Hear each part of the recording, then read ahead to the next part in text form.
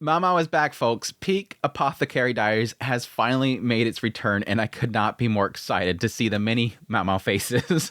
We have a Mau Mau cat now, so apparently we have two Mau Maus. But that was like a little funny little bit there. But yes, really great first episode for this new season. Honestly, reintroducing us to all the characters, kind of getting us warmed up to everybody. And yes, kind of establishing a few kind of plot lines here. I'm super sus about the Mau Mau cat. I'm super sus about that cat.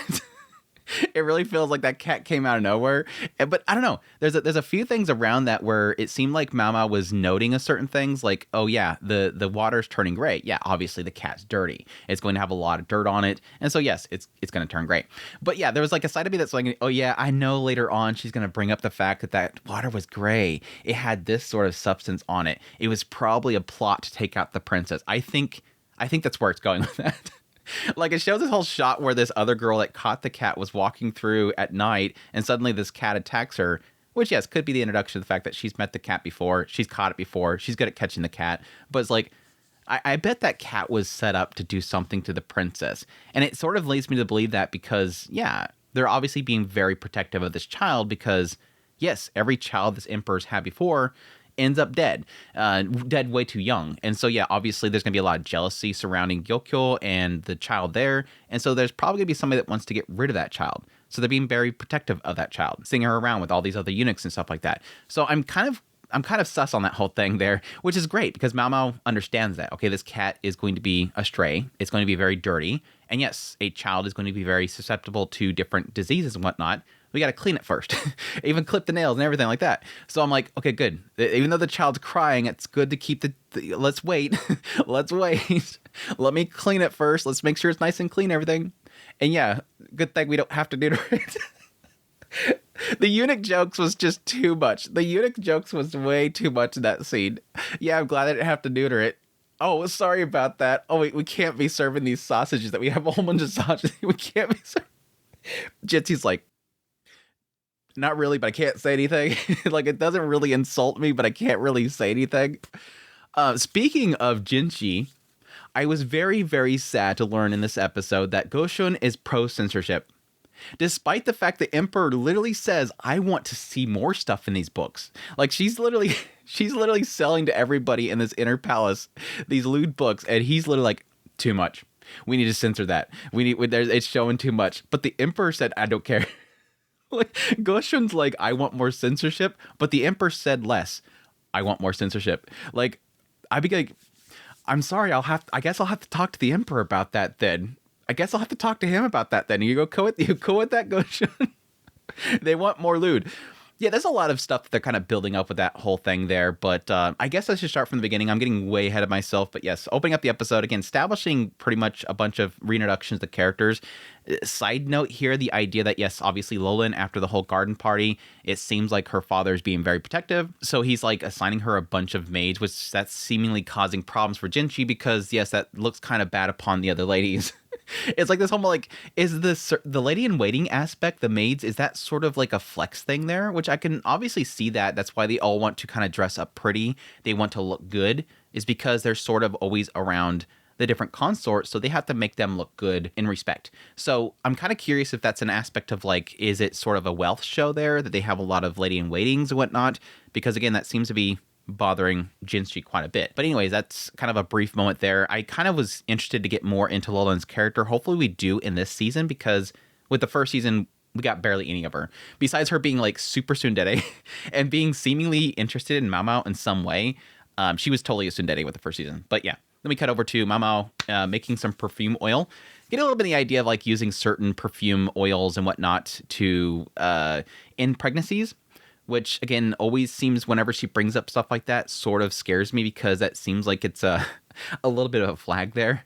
Like, oh yeah, it can do this too. It could. I wonder if that'll come up later. But yes, also bring up the fact that she's making distilled alcohol, which I thought that was actually pretty cool, because, again, her focus seems to be a lot in the idea of trying to take care of Gyokyo's children now.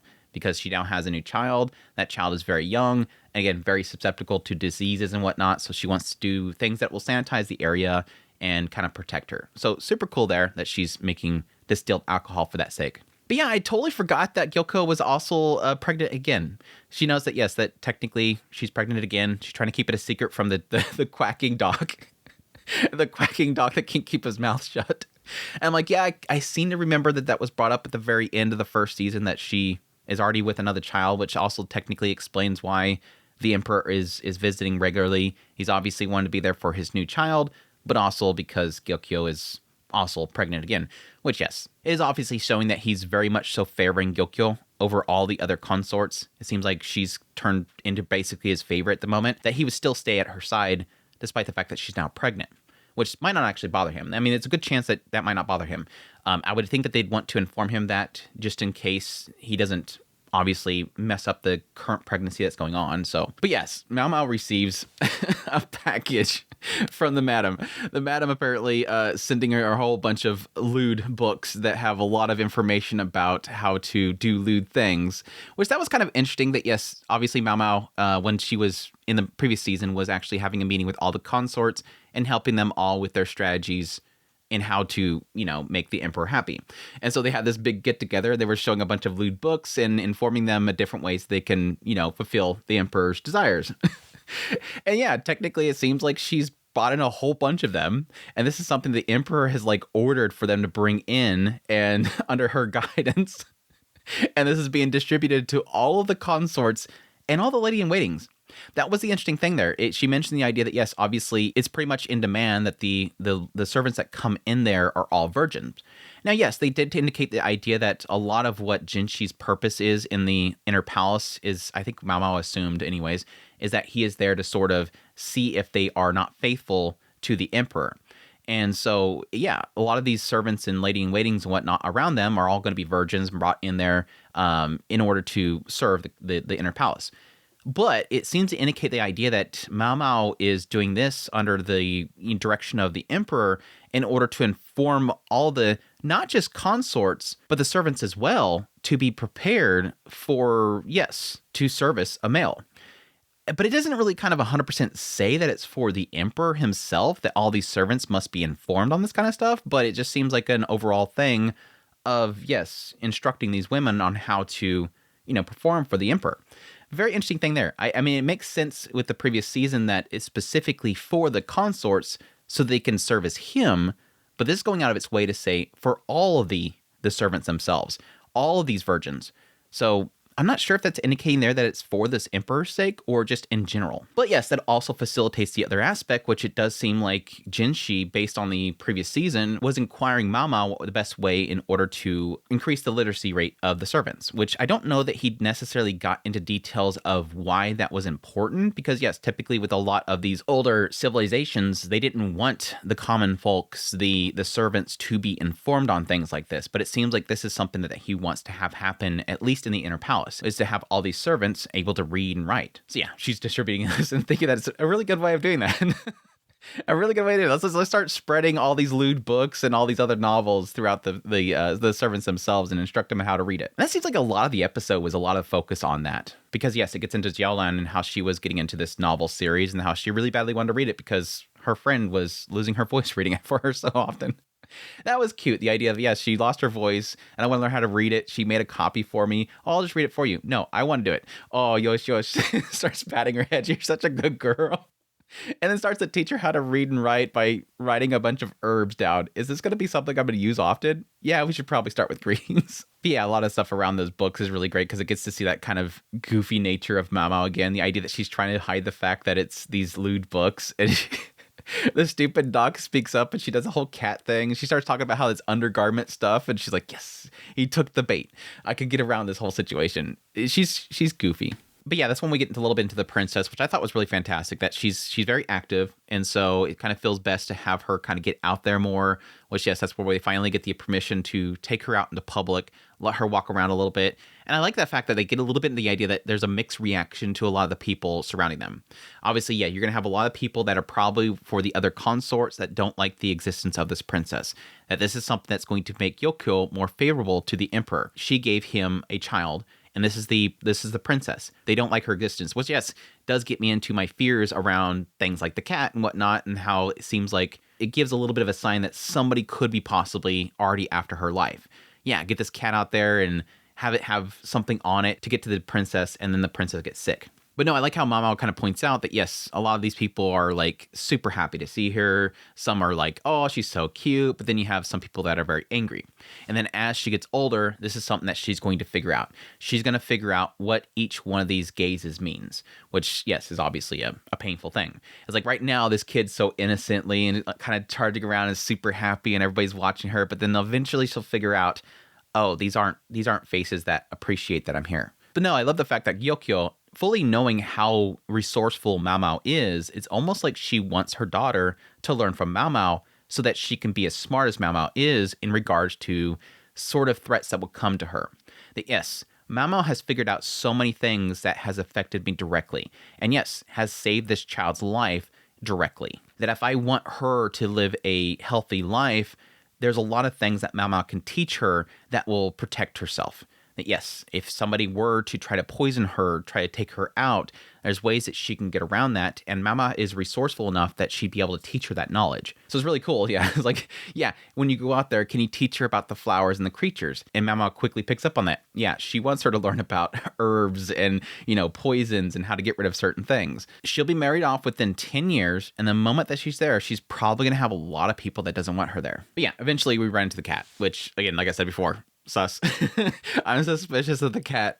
The fact that cat was in there. We've seen the cat very briefly before. Again, I think Mama would have picked up on a smell, a scent, or something from that cat. So I don't know that it's necessarily going to go that direction, but I can imagine that in the future she'll probably go, yeah, at some point I found it like this. But I think she would probably report that. If this is a case of something that could have been possibly planted for the sake of taking out the princess, I think she would have said something already. So for now, it's just the rat killer. For now, it's just Mao Mao the rat killer. But no, we had a brief introduction of some random girl showing up and catching the cat. I'm sure she'll show up later because I think I've seen her in the PV before. And again, mad respect for Mao Mao that yes, if this is a stray cat, you keep that thing away from the child. As much as that child is going to cry, it's not good to just throw that cat in the front of that child. But no, I love later on when Jinshi shows up again, the fact that it's a female, don't have to neuter it. We got these sausages in here. We've been using the stomach lining in order to make to be able to feed the cat. But no, at some point, Jinshi's like, I just don't understand the appeal of cats. Yeah, I don't either. I've heard from people that it's usually the fact that, because it's always like indifferent and you never know what it's thinking. And you so badly every now and just want to touch it. And you just want to bury your face in their chest. It's like the entire time Jinshi's thinking about like, oh yeah, that is like Mao Mao. Like it's all connecting the fact that yes, they're calling this cat Mao Mao because it's a cat, and they've always expected that she likes cats because of her name's Mao Mao. It's like all this stupid stuff that all connects the two of them. And yeah, in the end, Jinshi just buries his face in the cat and just goes, "I'm starting to understand it." So stupid. But anyways, they pretty much wrapped up the episode with her not wanting to accept the fact that the cat's called Mao Mao. It's become the new rat remover for the medical center and all that kind of stuff. And then yes, a note that we have a caravan coming, which I'm assuming the caravan's probably just going to be a trade caravan, but based on the fact that they showed two females that were very elaborately dressed, kind of gives me the indication it could be a caravan for a circus. I would assume it's probably a trade caravan, but it could be a caravan from another kingdom. I don't think they're planning on bringing another consort in because, again, technically Loulan was replacing Ado. There's no necessity here for them to bring in another consort. I mean, he could bring in as many consorts he wants, but they've kind of established before that they're trying to keep specifically to a set amount of consorts. Each one of them has their own pavilion.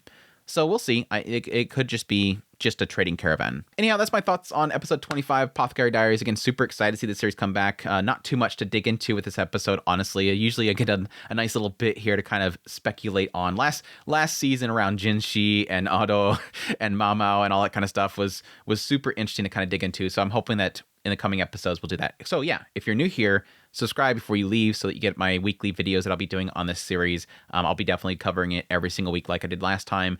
But until then, I hope you guys enjoy this video. As always, if you did, hit the like button before you leave. Until next time, I'll take care.